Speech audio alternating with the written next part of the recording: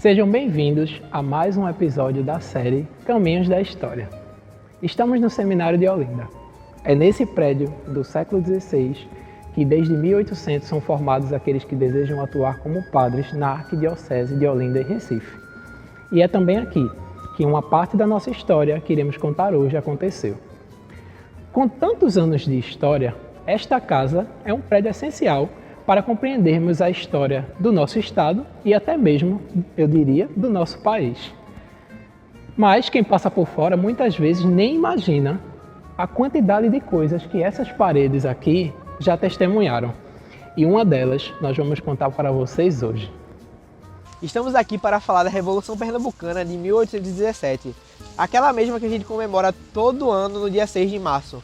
Hoje nós vamos entender o que esse local aqui tem a ver com essa história toda, entender por que essa revolução é conhecida como a Revolução dos Padres e também entender por que essa revolução também é uma revolução do povo, que reagiu aos temas revolucionários da época da sua própria maneira. E essa história, ela não começa aqui, mas começa lá, do outro lado do oceano.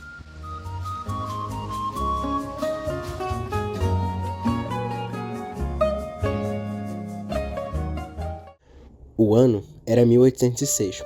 A Europa já tinha sido palco da explosão do pensamento humanista, e sua luta contra o antigo regime, a máquina colonial, já começava a dar sinais de desgaste, e o novo ator buscava uma mudança nas dinâmicas políticas e econômicas do velho continente. Foi nesse contexto que, querendo frear a forte influência econômica da Inglaterra, Napoleão Bonaparte publicou um decreto que ameaçava da invasão aos países europeus que recebessem navios ingleses em seus pontos. A estratégia ficou conhecida como bloqueio continental, já que inviabilizou a recepção de produtos ingleses em diversos locais da Europa. Mas havia ainda um lugar onde essa medida parecia não surtir o efeito imediato: Portugal. A essa época, o pequeno país ibérico estava sendo comandado pelo príncipe regente Dom João VI e possuía fortes laços econômicos com o inimigo dos franceses. De que lado da história os portugueses iam ficar? A posição era delicada. Ao mesmo tempo que Portugal não desejava uma invasão francesa em seu território, não desejava também o rompimento das relações econômicas com a grande potência do período. Assim, em meio a essa situação política, o príncipe regente postergou sua posição até onde pôde. E após muita pressão, Napoleão ordena no ano de 1807 a invasão do território português. A saída encontrada por Dom João VI diante a iminente invasão francesa foi com a ajuda de navios ingleses trasladar toda a corte portuguesa para o Brasil, assim deixando Napoleão a ver navios. O príncipe garantiu continuidade da monarquia portuguesa e ainda preservou os laços econômicos com a Inglaterra. Ao chegar por aqui, a primeira medida tomada pelo príncipe regente foi a abertura dos portos da colônia para produtos ingleses. Tal medida rompeu com séculos de exclusividade metropolitana e representou uma resposta à ajuda dos ingleses à fuga da corte. Mas ainda faltava mudar muitos aspectos da colônia para que esta ficasse minimamente parecida com o velho continente. Por isso, a cidade do Rio de Janeiro foi inteiramente europeizada, com a criação de jardins, bibliotecas, teatros e demais instalações caras às cortes metropolitanas. Todas essas mudanças se traduziram no aumento de impostos para a população. Afinal, o príncipe regente e sua corte jamais arcariam com os preços de tais transformações no espaço urbano e nas dinâmicas sociais. Logo, a família real e as cortes, que teriam sido recebidas no cais do Rio de Janeiro com tanta pompa e festas populares, tornaram-se causa de insatisfações na colônia, em especial uma capitania em que há muito já carregava a fama de subversiva: Pernambuco. A essa altura, Pernambuco, assim como as demais capitanias do Nordeste, estava enfrentando uma dura seca que afetou drasticamente a sua produção econômica baseada na agropecuária.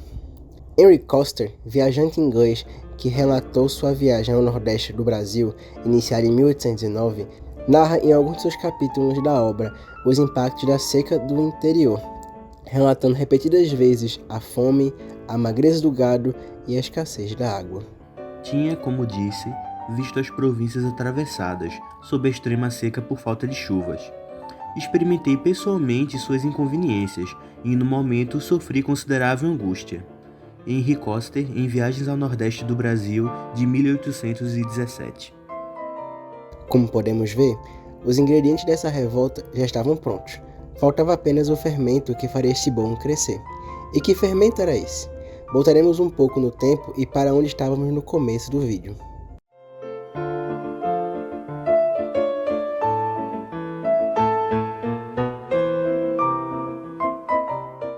Era o século XVIII. O século conhecido como das Luzes foi o palco de uma revolução no campo do pensamento conhecida como Iluminismo.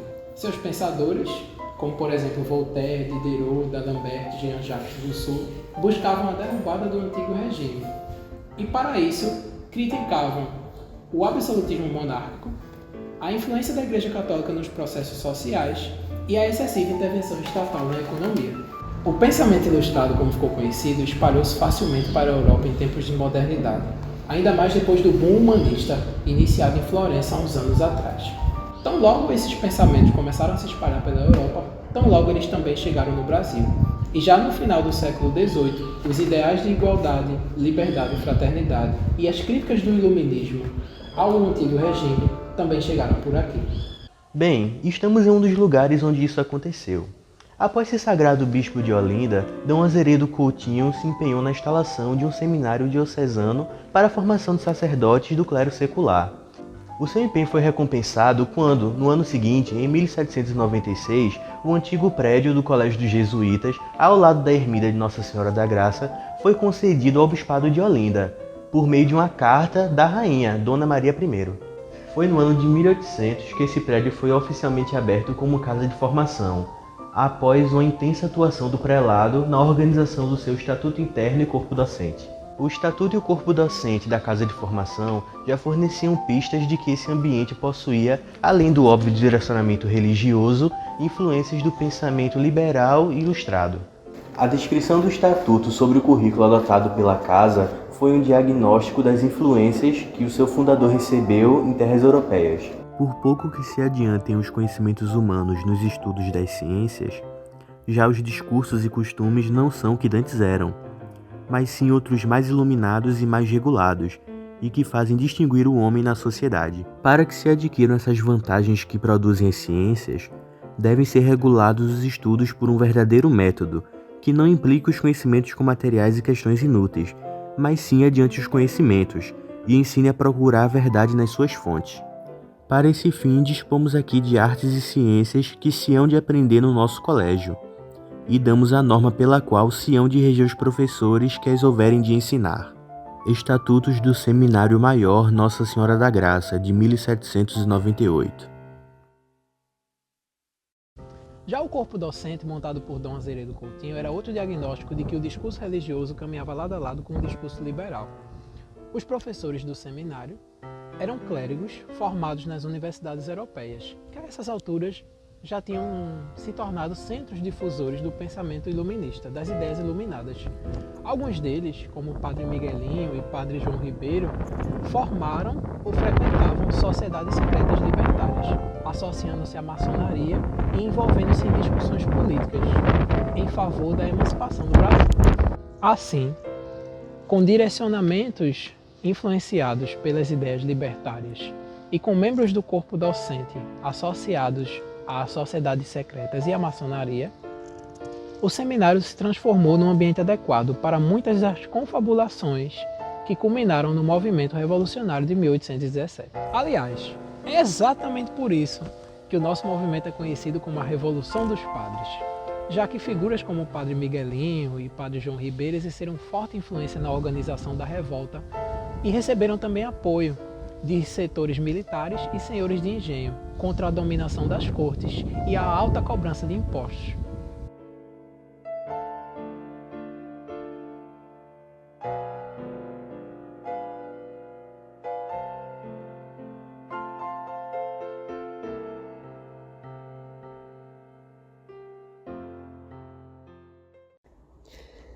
A revolta proclamaria um governo republicano e a independência de Pernambuco no dia 6 de março de 1817. E, entre aqueles que o testemunharam, está o viajante francês Louis François Tollinari, que relatou os eventos no seu diário de viagem, posteriormente publicado sob o título de Notas Dominicais. Vamos deixar ele falar um pouco. A 6 deste mês teve lugar uma revolução bem inesperada. O estandarte da independência foi levantado. As tropas colocaram-se em volta dele. O governador, assim traído, viu-se forçado a refugiar-se em um forte, ali capturar e acabar de embarcar para o Rio de Janeiro. Um governo provisório, composto de 5 membros, foi instituído por um pequeno número de conjurados. Fala-se em erigir a capitania de Pernambuco em república. Falava-se de conciliábulos feitos sob as formas maçônicas. Tinha havido banquetes brasileiros dos quais se excluía o pão e o vinho da Europa. Servia-se com ostentação a farinha de mandioca e a ruim aguardente nacionais. Enfim, tinham sido erguidos brindes à independência contra a tirania real e contra os portugueses da Europa. Toda a cidade sabia dessas circunstâncias sediciosas. Representações reiteradas haviam sido feitas ao governador Caetano Pinto de Miranda Montenegro. Este, porém, homem de lei, amigo da paz, infelizmente imprevidente, sem caráter nem energia, não lhes dera importância. Na manhã de 6 de março, tudo parecia tranquilo na cidade. Às 10 horas ainda conversei com 2 dos atuais chefes do governo, os quais pareciam bem longe de pensar que a explosão ia arrebentar. Entretanto, pelas 11 horas, o governador fez começar as prisões. O senhor Domingos José Martins, de quem adiante terei sem dúvida a ocasião de falar, tinha sido conduzido à prisão. Um general de brigada dirigiu-se ao quartel e ali prendeu a oficial do regimento de artilharia. Ia proceder ao desarmamento de outros, quando o segundo oficial designado, o senhor José de Barros, pretendeu resistir e terminou a altercação, levantada entre ele e o seu general por mergulhar-se a espada no peito. Este primeiro sangue derramado foi o sinal da revolução. No mesmo instante, todos os militares do quartel correm às armas para defender o senhor de Barros. Uns voam à prisão, libertam o senhor Domingos José Martins e assassinam o que o havia prendido. Outros percorrem as ruas e fazem torcar rebate. Os habitantes precipitam-se armados nas ruas, sem conhecer a causa da desordem. A fuzilaria empenhou-se em diversos pontos da ilha de Santo Antônio, e o sangue correu ainda aos gritos reverenciados de Viva a Pátria. O governador, que acabava de mandar agir com severidade, não tomou nenhuma medida para fazer respeitar a sua autoridade. A primeira descarga de mosqueteira tomou as suas disposições para fugir. Com efeito, evadiu-se por uma rua afastada, protegido por parte da guarda do palácio. Atravessou rapidamente a ponte e o bairro do Recife, sem dar uma ordem, e foi lançar-se na fortaleza do Brum. Em vez de um golpe de audácia, viu-se vir da fortaleza do Brum a ordem de cortar a ponte de Santo Antônio. Era confessar-se batido nesta última parte da cidade e da parte do insurgente uma confiança que não tinha ainda. Com efeito, foi neste momento que as tropas e os conjurados, animados pelas arengas do padre João Ribeiro, arvoaram a bandeira branca insurrecional. Um relato escrito no dia 9 de março de 1817 por Louis François Telonare. Como podemos imaginar, toda essa mobilização, idealizada por membros do clero e de parcela de proprietários de terra, teve impacto também nos baixos estratos sociais, que há muito tempo andavam insatisfeitos com suas próprias demandas, mas com pouca possibilidade de rebelar-se. Com o estouro da Revolução, houve, segundo o historiador Wanderson Édipo de França, uma brecha para que as plebes contestassem a ordem social vigente, e nesse momento que dentro da Revolução dos Padres surge a Revolução do Povo. Segundo Wanderson França, o povo já era visto pelos detentores do poder como uma fera acuada que a qualquer momento poderia se rebelar. E muito antes da Grande Revolução de 17, as classes subalternas, como a camada escravizada, já havia tentado rebelar-se por melhores condições de vida. O clima antes da Revolução gera tensão em diversos estratos da sociedade, fato atestado até mesmo pelos relatos de Toninari.